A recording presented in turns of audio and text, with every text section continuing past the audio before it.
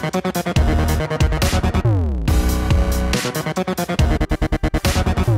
what's up guys? Nick the Informative Fisherman here on behalf of Lucky Tackle Box, and today I'm going to be breaking down April's panfish box. We're going to do a little unboxing, show you how I'd use it and what I'd rig it up on. First things first, I grab out a Johnson thin fish. This is like a little tiny metal lipless crankbait. This is going to work like a little rattle trap or something. It's going to have a ton of vibration, but it's really thin and it's really small. So it's going to appeal to those smaller fish, and it has really tiny hooks. I'm looking to make long cast and retrieve it fast to where it vibrates a lot, and then sometimes I'll yo-yo it, let it drop, yo-yo it back up. That yo-yo retrieve oftentimes makes fish think that's wounded. A fast retrieve a lot of the time just gets their attention, and an active feeding fish on like an overcast day would eat it. If you're not getting strikes on those straight cast out and retrieve, yo-yoing it's a good thing to do. Now I'm gonna fish this on 4 to 6 pound line. I'm fishing on 4 right here. The reason why I'm throwing lighter line is it has little tiny hooks. It's a small bait. I don't want too bulky of a line, and I want a lot of cushion when I set that hook. I don't want to tear those little hooks free, and I want the drag set fairly loose to where when those fish start pulling back against those little tiny treble hooks, it's not going to rip that bait free.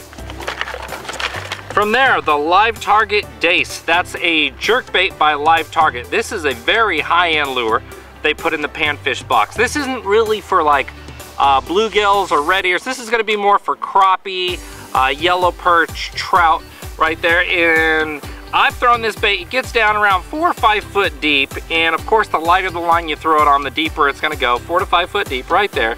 This is a 1/4 ounce, so I'm going to throw this on a light or a medium light spinning rod with a jerk bait. I'm trying to make far casts, so a longer rod is better than a shorter rod, and I still want something with a lot of cushion in there because we are using treble hooks. I don't want to rip it free. Like any jerk bait, cast it out there, reel it down, jerk it once, pause, jerk it twice, pause, jerk it 3 times. If you're not getting bit, slow that pause down and get it closer to structure or cover. A lot of the time, if you have shad in your system or you see them working bait fish, you can cast it out to the middle of that water where you see rings on the surface or physically see fish blowing up on a bait like that. That can be a really good bait choice for you. A stringer. Now, a stringer, let me tell you, man. Honestly, stringers probably got to be one of the most complicated things in the world when it comes to stringers right here. This is a super duper eye ring, and this is a pointy stick thingamajigger right here. Now what you do is you slide this pointy thingamajigger right through the mouth and out the side of the gill, and then you put it back through that little ring, and then you slide it down, and then all the way down, and then I'm stuck. I am physically stuck like this. And then you can slide in another dude on top of me, and he'll slide down and he'll land right here against me. So that's how a stringer works, and then you can tie that off to the bank, or you can stab that in the mud and all your fish are stuck down there on the stringer. Very good to have if you're catching and keeping panfish. You definitely want a stringer. Keep them in the water. Another little good tip for you, if your fish are dying and you're gonna be there for a long day, right here, stick through the bottom of the chin and come out the mouth. The fish will stay a lot longer, alive a lot longer, probably 3 times as long as sticking them through the gill. But if the water's cold, it's a colder time of year, overcast day, not hot, you know, fish aren't gonna go bad, go ahead and go through the mouth and out the gill. From there we have fill bobbers. They're fill floats. These are little foam floats. Now, why are little tiny super light foam floats better than something like a heavier bobber that you can cast farther? Like I use a rocket bobber to cast long range, but if I'm fishing a ultra light like this and a little tiny fly, let's say I hook a little nymph or a little tiny jig head on there or a little tiny grub, I don't need a big heavy bobber. I want something light. It's a very light setup, so this little foam float like that doesn't feel like too much for your rod. This is if you're casting 15, 20 feet out in front of you, a great bobber to use with your kids, or even a guy like me. If I'm fishing crappie and I'm fishing close on really light line, I want a really light float. From there we have the Linder Fuzzy Grub. They're fuzzy little grubs. Real bright color, which is really cool. Once that water starts getting into the upper 60s, a lot of panfish spawn. They come really close to the bank.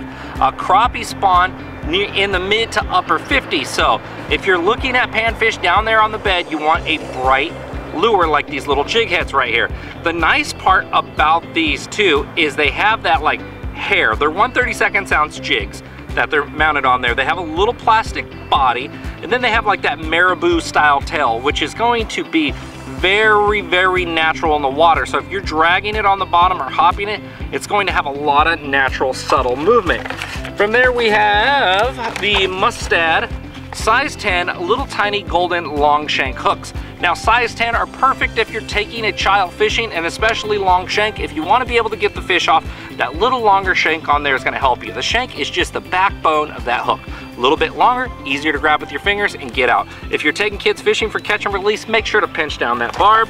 The normal here, we have our golden ticket. Make sure to watch Lucky Tackle Box live. I believe it's on the 20th of every month on the Lucky Tackle Box YouTube channel. Fish Hound the magazine, which I'm often featured in, breaking down different tips and techniques for you. Some cool Lucky Tackle Box stickers, and that is it for this month's box, guys. This is really cool that they included a high-end bait for you guys. Always need floats when it comes to pan fishing. These jig right here are going to be awesome for bed fishing if it's getting close to the upper 60s in your area, and if it's over, look on those deeper grass lines. Those panfish that were up shallow, move just back out, and a little lipless style bait right there with some weight so you can fish deeper on humps and rock piles, or you can burn it down grass ledges. I'm Nick the Informative Fisherman. If you like this video, make sure to subscribe to our Lucky Tackle Box YouTube channel here and click that subscribe button below, and make sure to check out the rest of our videos, man. We greatly appreciate you guys watching, and we'll see you next time.